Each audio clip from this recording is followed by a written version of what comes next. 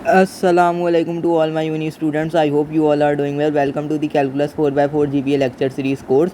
I hope कि आप ये 4x4 GPA लेक्चर सीरीज़ को काफ़ी ज़्यादा एंजॉय भी कर रहे होंगे और काफ़ी ज़्यादा आपकी तैयारी काफ़ी ज़्यादा अच्छी चल रही होगी। तो अगर ऐसा हो रहा है तो भाई हमारे चैनल को लाजमी सब्सक्राइब लाइक शेयर ज़रूर करें और अपने उन दोस्तों के साथ शेयर करें जो कैलकुलस के अंदर काफ़ी ज़्यादा स्ट्रगल कर रहे होते हैं। और जो है मैंने आप लोग को एक चीज़ ही बताई है, अगर आप लोग मुझसे पर्सनलाइज ट्यूशन लेना चाहते हैं कैलकुलस के लिए तो ये मेरा नंबर है, इसमें मुझे आप कांटेक्ट कर सकते हैं, जिसके अंदर मैं इंशाल्लाह ब्रिक बाय ब्रिक आपको जो है वो सारी चीज़ें समझा रहा हूँ। 03352112799 सही है ना। उसके अंदर आपके यूनिवर्सिटीज़ के क्विज़ और असाइनमेंट भी शामिल होंगे जिनको मैं सॉल्व करवा रहा हूँ, ठीक है ना। लेक्चर नंबर 22 हम इंशाल्लाह स्टार्ट कर रहे होंगे इस वीडियो से। तो लेक्चर नंबर 22 से पहले जो है वो हमने काफ़ी ज़्यादा जो है वो चीज़ें पढ़ ली थी, सही है। न्यूटन रैप्सन मेथड भी पढ़ लिया था। नाउ अब हमारे पास है कॉशी रूट टेस्ट, ठीक है, ये हम पढ़ रहे होंगे। अब ये कॉशी रूट टेस्ट होता क्या है और इसको अप्लाई करने की ज़रूरत क्यों आती है वो चीज़ मैं आपको बता देता हूँ। लेट सपोज अगर मेरे पास भाई एक सीरीज़ है 1/2, ठीक है ना, 1/3, 1/4 अप टिल इन्फिनिटी चले जा रही है। अब मुझे एक चीज़ देखनी है, अगर मैं जो है वो सीरीज़ का सम निकालूं और वो सम कोई जो है वो इनफाइनाइट आ जाए, मतलब फाइनाइट नंबर आ जाए, कोई भी फाइनाइट आ जाए, फाइनाइट का मतलब है किसी प्रॉपर डिजिट में आ जाए, एक प्रॉपर आंसर मिल जाए, तो मैं बोल दूंगा कि भाई ये जो सीरीज़ है मेरे पास ये कन्वर्जेंट है, ठीक है, ये कन्वर्जेंट है। और अगर मेरे पास जो आंसर है वो इनफाइनाइट आ जाए, इनफाइनाइट से मुराद ये है कि कोई इन्फिनिटी बन जाए या 1⁻∞ इस तरह कुछ आ जाए, तो वो जो मेरे पास सीरीज़ हो जाएगी वो डाइवर्जेंट हो जाएगी। ये मैं जो है वो एनालिसिस करके बता रहा होता हूँ। लेकिन अब यहाँ पे मसला ये है कि एक इनफाइनाइट सीरीज़ है, तो ये पता करना बहुत मुश्किल है कि भाई फाइनाइट सम मिलेगा या इनफाइनाइट मिलेगा। तो इसीलिए जो है वो हमें ज़रूरत पड़ती है भाई कॉशी रूट टेस्ट की, ठीक है ना। इसलिए ये टेस्ट होते हैं, ज़रूरी नहीं है कि कॉशी रूट टेस्ट हो, और भी काफ़ी ज़्यादा टेस्ट हैं, लेकिन इस वीडियो के अंदर हम इंशाल्लाह कॉशी रूट टेस्ट को ही जो है वो डिस्कस कर रहे होंगे। तो आप जो है वो देख सकते हैं भाई कॉशी रूट टेस्ट जो है वो ईज़िली हमारे पास इसके ऊपर अप्लाई होगा। और देन उसके बाद हम देखेंगे कि भाई हमारी जो है वो मतलब जो हमारा सम सीरीज़ है उसके सम जो है वो फाइनाइट है तो कन्वर्जेंट हम बोल देंगे, और अगर इनफाइनाइट है तो जो है वो हम बोल देंगे भाई कि ये जो है वो डाइवर्जेंट है, सही है ना।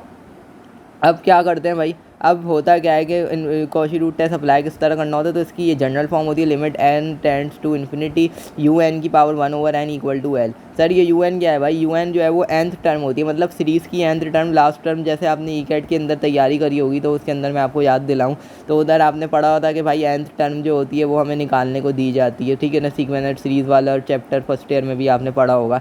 तो इसके एनालिसिस क्या है, अगर एल की वैल्यू जो है वो लेस देन 1 आ रही है तो सीरीज़ कन्वर्जेंट है, और अगर एल की वैल्यू ग्रेटर देन 1 आ रही है तो सीरीज़ क्या है बच्चों, डाइवर्जेंट है। और अगर एल की वैल्यू इक्वल टू 1 आ गई तो यहाँ पर क्या होता है कि हमारा टेस्ट फेल हो जाता है, मतलब कॉशी रूट टेस्ट फेल हो जाता है, और फिर हमें जो है वो दूसरे टेस्ट अप्लाई करने पड़ते हैं, मतलब अनदर टेस्ट अप्लाई करने पड़ते हैं। वो हम इस वीडियो में नहीं देख रहे, तो इंशाल्लाह नेक्स्ट वीडियो में उसको भी कवर कर रहे होंगे।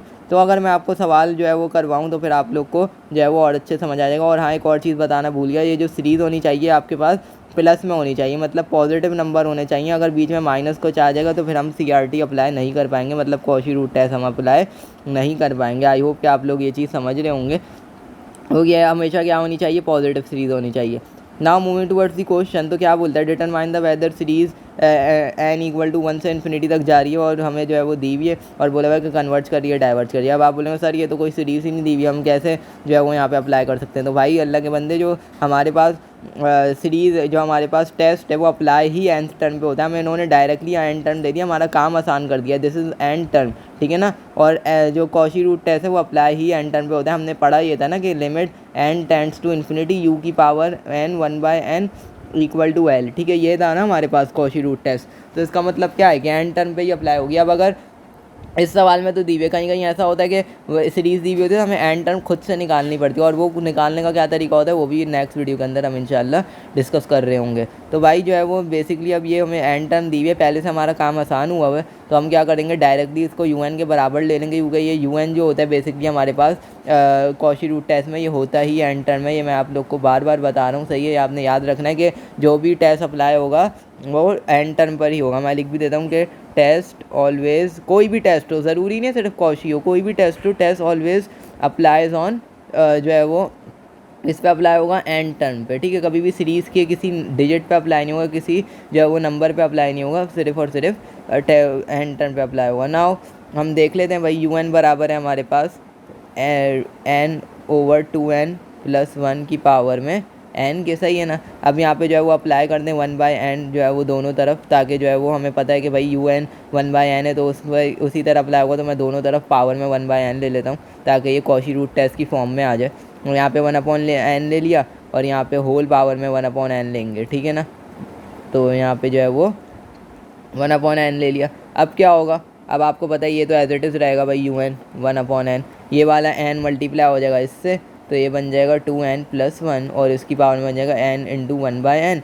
n से n कैंसिल हो गया बच्चों, तो ये क्या बन गया, ये बन गया 1/n इक्वल टू n/2n+1। अब हमें क्या करना होता है, हमें लिमिट अप्लाई करनी होती है n टेंड्स टू इन्फिनिटी। लेकिन अगर आप यहाँ पे देखें तो भाई इन्फिनिटी अगर मैं डायरेक्टली अप्लाई करूँगा तो हमें कोई प्रॉपर आंसर नहीं मिलेगा। और मैं आप लोग को जो है वो लिमिट के टॉपिक में चीख के बहुत डिटेल में बता दूँगा कि भाई इन तरीक़ों को किस तरह सॉल्व करना होता है। मतलब अगर ऐसी फॉर्म आ जाए जो इनडिटर्मिनेंट फॉर्म हो, उसको किस तरह सॉल्व करना होता है, सही है ना। तो अगर किसी का लिमिट का टॉपिक कच्चा है तो भाई वो इस चीज़ के ऊपर ना है। खुदा रहा मैं गुजारिश करूँगा कि मेरे लिमिट वाले लेक्चर वो लाजमी ले, एंड देन उसके बाद जो है वो इन टेस्टों के ऊपर आए, क्योंकि टेस्ट के अंदर लिमिट हमेशा अप्लाई होगी, क्या है वो कोई भी टेस्ट हो, इसलिए आपका लिमिट वाला जो कॉन्सेप्ट है वो क्लियर होना चाहिए। तो यहाँ पे मैं क्या करूँगा, ज़बरदस्ती का कॉमन लूँगा इस जगह पर, सही है ना। एल हॉप्टल भी आप लगा सकते हो, लेकिन यहाँ पे जब कॉमन आ रहा है, ईजिली हो रहा है, तो हम कर सकते हैं। तो ऊपर से नीचे से n कॉमन ले लिया, तो अंदर क्या बचेगा 2/1/n, तो n से n कैंसिल हो गया, ठीक है ना।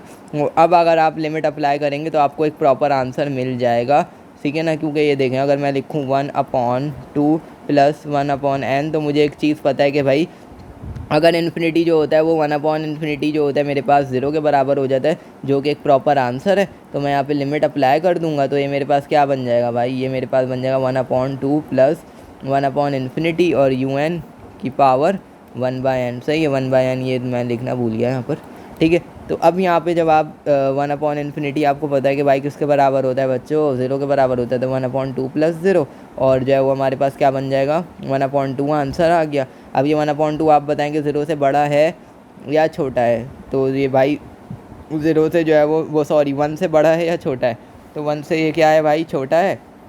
तो इसका मतलब क्या हो गया कि L इज़ <1, सही है ना। तो ये हमारे पास कौन सी सीरीज़ आ जाएगी, हमने ऊपर पढ़ा था कि अगर L जो है वो <1 है तो सीरीज़ क्या है बच्चों, कन्वर्जेंट है। तो इसका मतलब हम यहाँ पे प्यारा सा लिख देंगे इंग्लिश में कि कन्वर्जेंट सीरीज़ है। आई होप कि आप लोग को ये पहला क्वेश्चन समझ आया होगा भाई, बच्चों की तरह हमने सॉल्व कर लिया, कहाँ मुश्किल था इसके अंदर, सही है। सिर्फ जो है वो लिमिट अप्लाई करिए, और एन टर्म हमें पहले से गिवन थी, और सिर्फ हमने कॉची रूट टेस्ट जो है वो अप्लाई किया है। नाउ जो है वो आपको आई होप ये समझ आया होगा। सो नाउ अब मूव करते हैं भाई क्वेश्चन नंबर 2 के ऊपर, सही है ना। वो भी अब आप सॉल्व करेंगे तो आपके और ज़्यादा कॉन्सेप्ट क्लियर हो जाएंगे। तो क्या बोलता है भाई, examine the convergence of the series, और हमें जो है वो एन टर्म फिर से दी हुई है, मतलब एन टर्म वाला आधा काम हमारा इसने किया हुआ है। मैं क्या करूँगा भाई, अपना प्यारा से un को लेट करवा लूँगा जो हमने पहले से किया हुआ था, यही हमारा काम है, सही है। 1 + 1/n यही हमारा पहला काम होता है कि n को जो है वो un को लेट करवा लेते हैं एन टर्म के लिए। नाउ अब मैं क्या करूँगा, अब दोनों तरफ मैं इसको कॉची रूट टेस्ट के जो है वो उसमें स्टेप्स में लाने के लिए दोनों तरफ क्या पावर ले लूँगा बच्चों, 1/n ले लूँगा, ताकि ये क्या बन जाए उसके अकॉर्डिंगली बन जाए, ठीक है। कॉची रूट टेस्ट क्योंकि अप्लाई ही un की पावर 1/n में होता है, सही है ना। आई होप कि आप लोग को ये पॉइंट समझ आया होगा। नाउ इधर 1/n ले लेंगे। अब ये 1/n बच्चों, अगर मैं आपको एक चीज़ समझाऊँ कि अगर मेरे पास अब फ्रैक्शन में दोनों पावर हैं, उसका मतलब ये स्क्वायर 2 पे भी आएगा और ये 3 पर भी आएगा। ये चीज़ आपको पता होनी चाहिए भाई। आजकल जो है वो बच्चों को ये नहीं पता होती, बिल्कुल जो है उनके कॉन्सेप्ट ढीले में ट्यूशन वाली बाजियों से पढ़ के, सही है ना। तो ये जो है वो डिनोमिनेटर में भी पावर जाती है और न्यूमरेटर में भी जाती है। तो 1/n सिर्फ 1 के पास नहीं ले जाना, अल्लाह के बंदे नीचे भी जाएगा ये, सही है ना, वरना फिर 4 पे नहीं आएगी तुम्हारी। हाँ 1/n 1 के ऊपर भी जाएगा, तो इसका मतलब ये क्या हो गया 1 की पावर में 1/n, और नीचे भी जाएगा यानी 1 + 1/n और टू होल स्क्वायर 1/n, मतलब होल पे आएगा, ठीक है ना। और un 1/n तो चल ही रहे हैं यहाँ। अब क्या करूँगा मैं, मुझे एक और चीज़ पता है कि मेरे जो है वो उस्ताद ने मुझे बताया था भाई 1 की पावर में कुछ भी आ जाए आंसर क्या रहता है, 1 ही रहता है। तो इसका मतलब यहाँ 1 ही रहेगा। नाउ अब क्या होगा, नीचे n से ये वाला n² कैंसिल हो गया, तो ये क्या बचेगा, सिर्फ और सिर्फ 1/1 + n बचेगा। और अगर आप लोग को मैं भयानक सेकंड ईयर आपका याद दिलाऊं तो आपके प्यारी सी टीचर ने आपको बताया था कि अगर limit n tends to infinity हो और हमारे पास 1 + 1/n की पावर में n हो, तो ये बराबर होता है e यानी नेचुरल लॉग के। हाँ सर बिल्कुल याद है, सही है ना, टीचर को नहीं बोला, इसको याद करने का बोला है। अच्छा जी, नाउ अब मैं क्या करूँगा, इस पूरे की जगह फिर मैं क्या लिखवा दूँगा, e लिखवा दूँगा, यानी ये limit n tends to infinity u n की पावर में 1/n equal to 1 upon e आ जाएगा। अब ई क्या होता है, ई जो नेचुरल लॉग की, अब हमें कैसे पता चलेगा सर ये 1 से बड़ा है या 1 से छोटा है? तो अल्लाह के बंदे अगर सेकंड ईयर सही से पढ़ी होती तो आपको पता होता कि नेचुरल लॉग की वैल्यू होती है 2.718, ठीक है, 2.718 होती है। अगर मैं यहाँ पे 1 अपॉन ई यानी 1 को डिवाइड करवा दूँ 2.718 से, तो मुझे एक और चीज़ पता है कि भाई 1 से अगर कोई भी चीज़ डिवाइड हो जाए और वो 1 से बड़ा हो और डिनोमिनेटर में 1 से बड़ा नंबर आ जाए तो ये ऑलवेज़ लेस देन 1 ही आंसर आता है, ठीक है। ये भी मैं मिलियंस का कॉन्सेप्ट बता रहा हूँ आप लोग को कि भाई अगर 1 से आप कोई चीज़ डिवाइड करवा रहे हो और वो चीज़ 1 से बड़ी है, उसका मतलब आपका आंसर जो है वो हमेशा लेस देन 1 ही आएगा। आई होप कि आप लोग को ये वाला लॉजिक भी समझ आई होगी, ठीक है।